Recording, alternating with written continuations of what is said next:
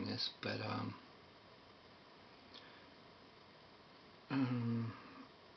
optimistic, fun, caring, life of a party, good health, awesome relationship, great family, um, always for the underdog, um, competitive, friendly, loving. Um, those are words I'm pretty used to hearing when describing me, but lately there's some other words that have kind of popped up. I never heard them before. Um, didn't know that I was dealing with this for sure, but words like isolation, depression, repressed memories, blackouts, flashbacks, affexer,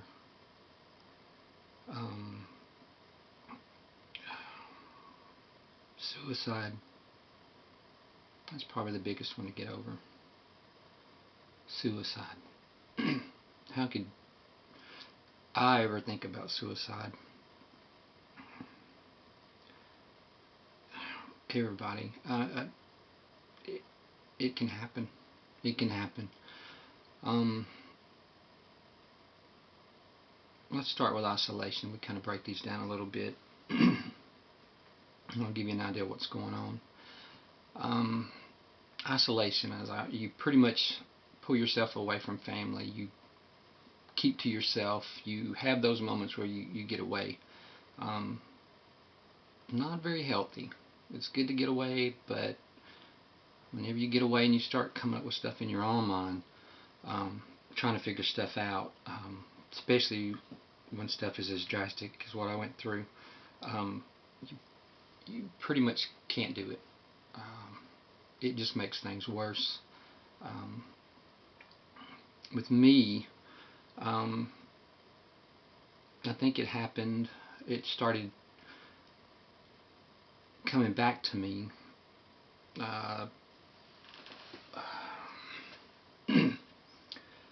last year. I would say probably a little around November. My brother had almost lost his life in a tornado that took his home, and then I had a death of a good friend that I worked with and admired. Pretty much two pretty traumatic things to go through. Didn't think much about it. I mean, most people they have some losses in their lives, and certainly not every day your brother almost gets killed by a tornado, but life, that's part of life. I didn't think much about it, and then all of a sudden these things started popping up, and I'd see glimpses of this. I'd feel real depressed, real sad, anxious. I couldn't quite understand what was going on. I thought I was pretty much going crazy. Didn't know anything about anything that had happened in the past or anything like that.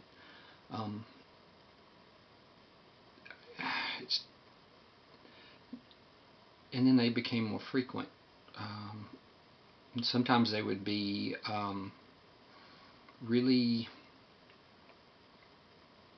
really deep, to where I would see like down a tunnel in these blackouts. Really didn't know what I was doing at the time, but I would wake up in corners. It was always in corners,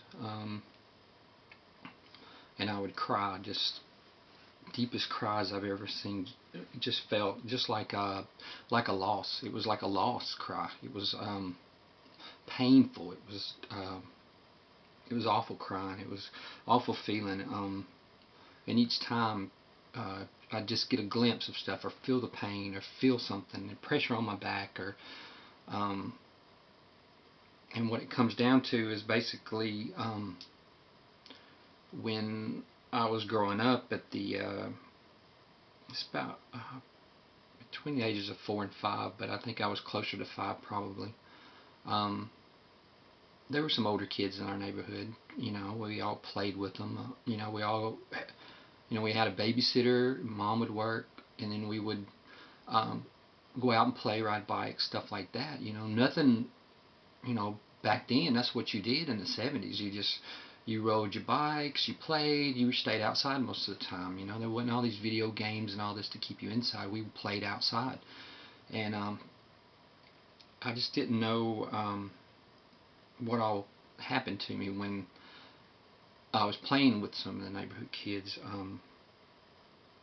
It went past play on numerous occasions, which I'm just now learning about because I had repressed the memories, which is not abnormal to do when you're that young, I have read. But it was a group of 4 older boys, 18, 17-year-olds, something like that. I can't see their faces yet in my flashbacks, but I definitely know they're there. But on numerous occasions,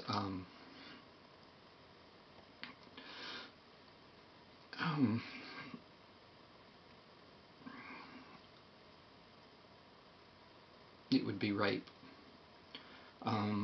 violent rape, not with just one, but I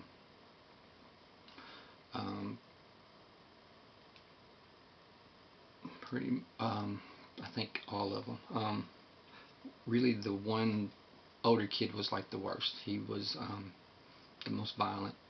The other kids would hold you down and hold your wrist. They would hold your legs. And for a 5-year-old, that's pretty rough stuff to go through.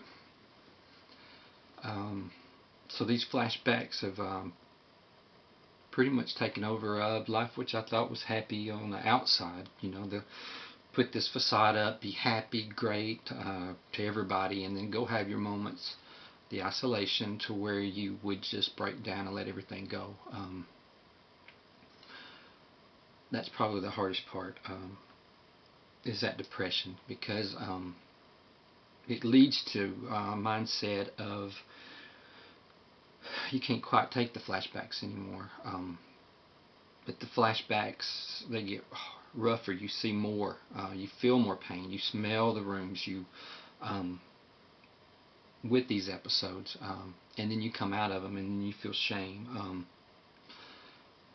It's just a rough thing to go through. But I basically wanted to do this video because there's a lot of silent voices. I probably could have got help quicker. If people would talk about it. It's like a shame. I didn't choose this. This didn't happen to me. These people chose me and preyed on me. It's not anything I did. I never wanted anything like this to happen to me. And to use my mom, the threat of hurting my mom or killing my mom as a way to keep me silent was even more dreadful than just about the attacks, because I love my mother very much. But for them to use that as a tool to satisfy them is it's pretty sinful. But God has brought me to this point. I've got help. It's really traumatic. It's really scary to go through this, but God's with me, and He's helping me. He's helping me through this. But I really do have to speak out about this, because without any knowing of it, God brought a bunch of people into my life for a reason. I've been up at Bridgeway for over a week, up in Little Rock, a great facility. The first time I felt like I actually had help. I went through the system, through a therapist. Therapist was waiting to renew her license. Wind up trying to take pills because just needed to talk to that person very needed to get to my therapist. Um, that period of 2 weeks without being able to talk to her, which I think I was basically, she was in over her head with this kind of trauma. Um, so I decided I was going to take about 5 bottles of pills one night. And luckily, having a great partner, he had found them before I took them. But I would have taken them. That's the scary part. You can get to that point to where you will trying to deal with this stuff. It's that bad. I've never had problems with any kind of drug use, anything like that. So, but you can do some crazy things when you get down and hit the bottom, especially over something that you had no control over. So I decided to check into a place.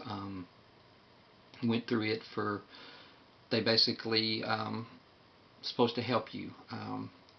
Saw a psychiatrist and everything, and that's when they put me on Effexor for the first time. Said I'd have follow up with my therapist. Well, I went through their system in 25 hours, and then I was out.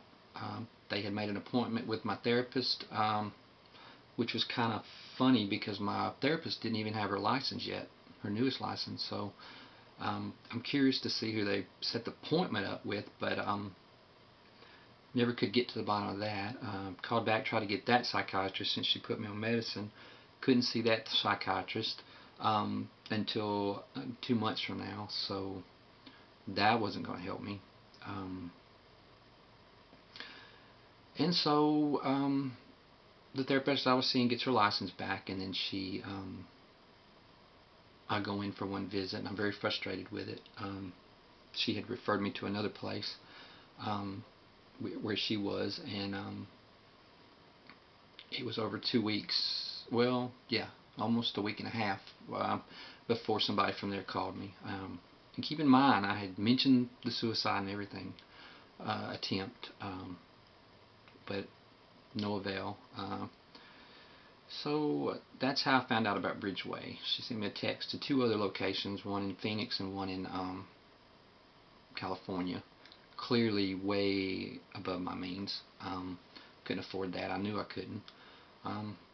So I called this Bridgeway company, place, and I'm glad I did. It's the best thing that ever happened to me. I was in there for a week. I met some great people. I realized that I'm not the only person that this has happened to. A lot of women have been molested by fathers, stepfathers, brothers, cousins, stepbrothers. Men and women have been molested by these people. 1 in 6 males and 1 in 3 girls have been molested. And I was having a conversation with my sister, which was kind of ironic on this thing, because when I got out I wanted to give her a call because I love her. And we were just discussing about different, the people that had been molested, raped.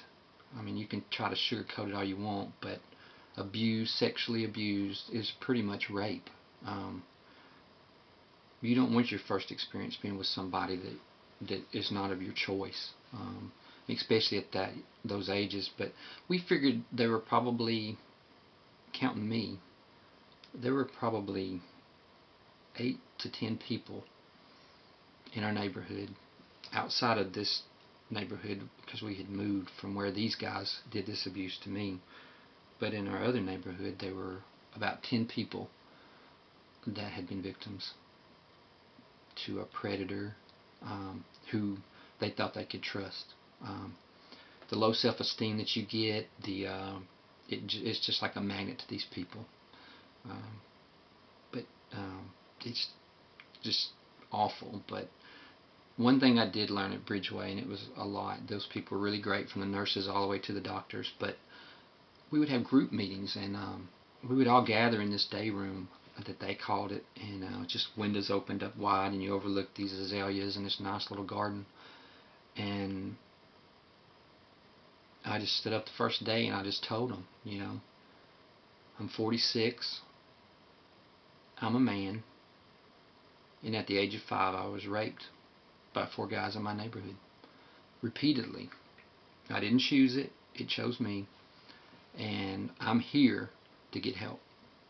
I'm not the only one, I know, but I feel that way.